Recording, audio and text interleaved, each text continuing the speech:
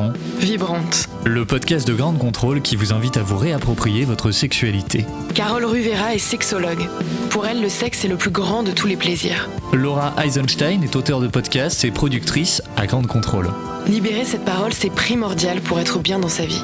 Chaque semaine, elles réunissent la parole d'anonymes sur des sujets encore tabous.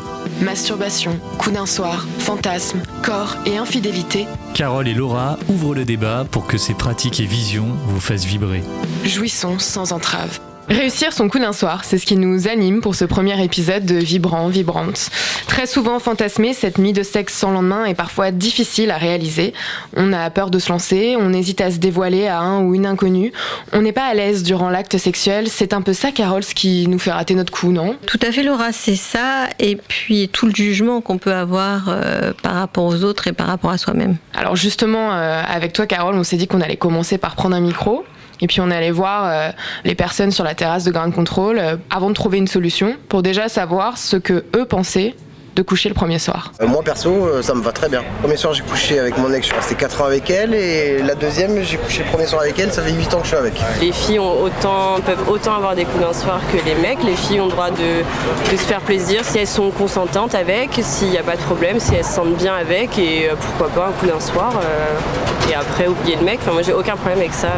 Moi je trouve que c'est toujours tabou pour moi. Enfin, j'ai toujours l'impression, puisque ça m'est arrivé quelques fois, j'ai toujours l'impression quand je dois l'annoncer à des copines ou des copains que même auprès d'eux, j'ai peur d'être jugée comme une fille facile, qui va coucher à droite à gauche, etc. Bon, si on résume, pour une femme, coucher le premier soir, c'est être une fille facile. Et pour un mec, on dirait que c'est constructif. Ces énormes a priori, ça veut dire quoi, Carole ? Est-ce qu'on a la même liberté, hommes et femmes, de vivre cette expérience ? Tout à fait, il faut la prendre, la même liberté, Laura. C'est-à-dire qu'aujourd'hui encore, coucher le premier soir, pour une fille, on est une fille facile, et puis pour un mec, on est un donjon. Trouver un joli mot aussi pour toutes les femmes qui sont bien dans leur sexualité. Effectivement, le coup d'un soir fait partie de ce qu'elles ont envie dans la vie. Et alors pourquoi il y a des gros a priori comme ça ? Ces jugements-là, ils viennent d'où ? Ils viennent de toutes nos éducations judéo-chrétiennes et toute éducation religieuse qu'il peut y avoir sur la femme doit être réservée à un seul homme. Mais pour autant, ça a bien changé parce que ces femmes dites femmes faciles, en final, elles sont très exigeantes avec elles-mêmes et aussi avec le partenaire qu'elles prennent pour un coup d'un soir. Puis un coup d'un soir, c'est peut-être un deuxième soir qui va s'engager. Oui, c'est ça, c'est ce qu'on entendait, ce que nous disaient les passants. Enfin, du côté des mecs, ils disaient nous, c'est pas parce qu'on couche le premier soir que c'est juste un plan cul. Ça peut être aussi la personne avec qui je passe 8 ans de ma vie. Et c'est surtout ça, les filles se jugent beaucoup en disant je vais être jugée par mon partenaire si je couche le premier soir, donc ça se fait pas. C'est aussi cet auto-jugement qu'on se fait toute seule qui fait que peut-être qu'on passe à côté d'une personne intéressante ou d'une belle soirée. Maintenant qu'on a essayé de démêler ce jugement du coup d'un soir, on vous a demandé ce qui vous poussait à vous lancer dans cette expérience. Ça se fait assez naturellement. Il y a des petites initiatives et façon la répondre, l'un ou l'autre répond. Il y a des petits indicateurs qui font que ça se fait. C'est pas du forcing à un moment donné, c'est tu veux venir, on rentre et si oui c'est bien, sinon non. On a tout tendance à faire très vite, donc si le feeling est bon, je pense que ça se voit assez vite si on peut partager quelque chose avec la personne. Donc, moi ça me pose pas plus de problèmes que ça. Après, se connaître un peu, on n'est pas du genre à insister ou à se dire il faut qu'on couche le premier soir. On sort pas en disant allez c'est ce soir. On a ces mines d'images assez populaires que ça vienne de films ou de ce qu'on raconte à nos amis, en enjolivant en général cette nuit passée, ce coup d'un soir. C'est si facile que ça, un coup d'un soir. Enfin, comment ça se passe dans la réalité ? Comment est-ce qu'on interagit avec le partenaire ? Si facile, c'est à chacun de savoir ce qu'il a envie. Effectivement, comme on entendait, on part pas forcément en soirée pour se dire allez, ce soir que je vais rencontrer quelqu'un et pour un coup d'un soir. Mais moi, j'aime bien faire le parallèle avec un entretien d'embauche. Oui. Parce qu'un entretien d'embauche, on ne connaît pas une personne, on va parler de ses compétences, il y a un jeu de séduction qui se joue. Et puis quand on est dans une rencontre avec quelqu'un, on va parler de ses qualités, de ce qui nous fait vibrer en fait dans la vie. Et en général, la même chose qu'on dit, c'est ah, j'ai eu un bon feeling. On sort d'un entretien, je dis ah, j'ai eu un bon feeling. Je vois quelqu'un, je dis ah, j'ai eu un bon feeling. Des fois, on est pris tout de suite pour un entretien, des fois, on passe un deuxième entretien. C'est pareil pour soit on va tout de suite dans un coup d'un soir, soit on revoit la personne et puis de toute façon, il y aura toujours bien une première fois.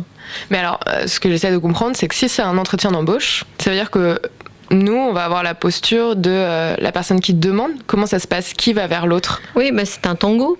C'est une danse entre les gens, puisqu'il y en a qui pose des questions, l'autre qui répond. On repose des questions à l'autre, dans les deux cas, pour connaître ses affinités. D'accord. Il y a toujours ce jeu de séduction, le sourire, la manière dont va être bougé le corps, qui va faire à un moment donné qu'on sent que ce feeling est là, que c'est bien présent. Et qu'est-ce qui va se jouer? C'est la sérotonine, l'hormone de la relation qui, à un moment donné...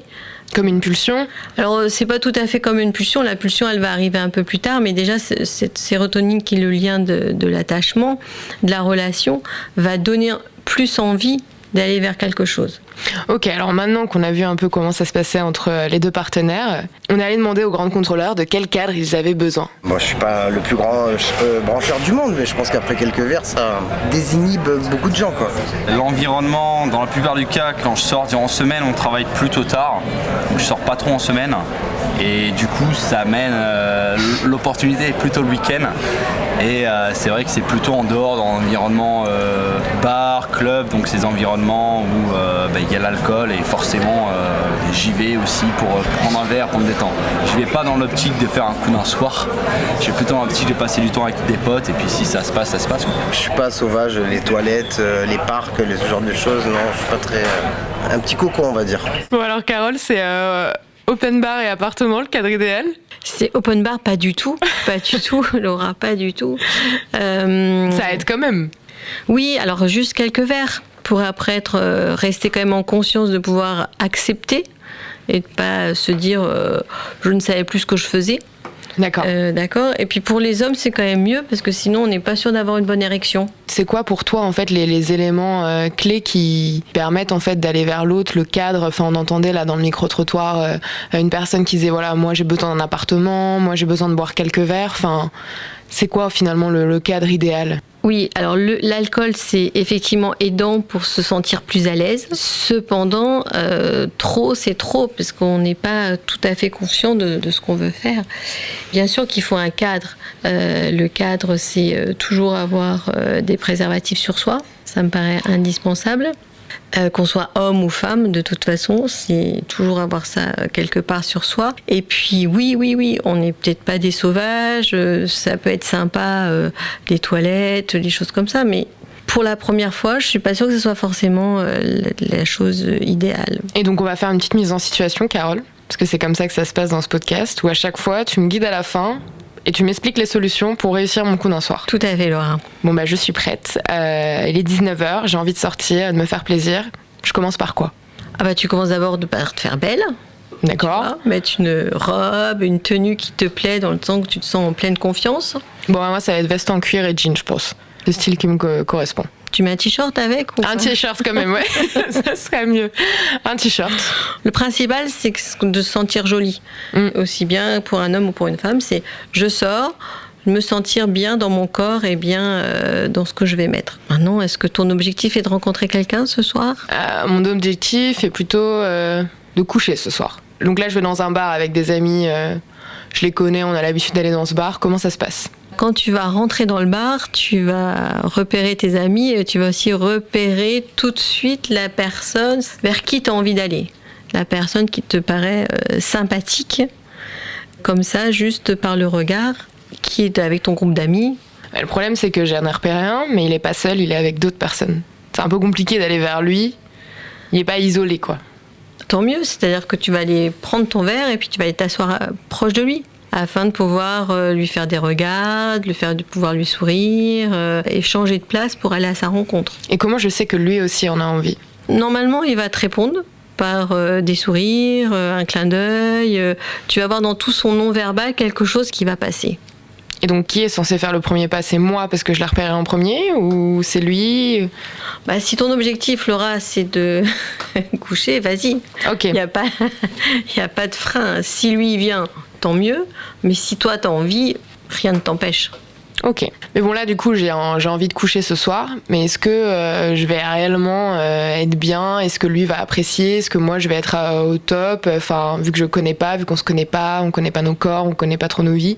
Le premier soir, comme ça, dans un bar ou après plusieurs semaines où tu aurais discuté avec lui, le premier soir, c'est jamais le meilleur, tu sais. D'accord. Donc, on peut le réussir, mais on le mettra jamais au top 1, quoi. Non, jamais, parce qu'il faut que tu découvres le corps de l'autre, il faut que tu aies sur les odeurs, sur les sensations, sur le temps de la rencontre. On n'a pas quand même commencé à discuter vraiment de sexualité. Donc, non, attends le deuxième ou le troisième soir, là, tu verras si... Là, ça pourrait être optimal. Voilà. Optimal, peut-être pas tout le temps, mais au moins, tu verras si vous êtes en adéquation sur la sexualité, mais ça prend toujours plusieurs mois. C'était Vibrant, Vibrante. un podcast de Ground Control réalisé par Anthony Aran. Chaque semaine, Carole et Laura discutent de sujets tabous sur la sexualité pour libérer la parole et être bien dans son intimité. À écouter sur toutes les plateformes de podcast.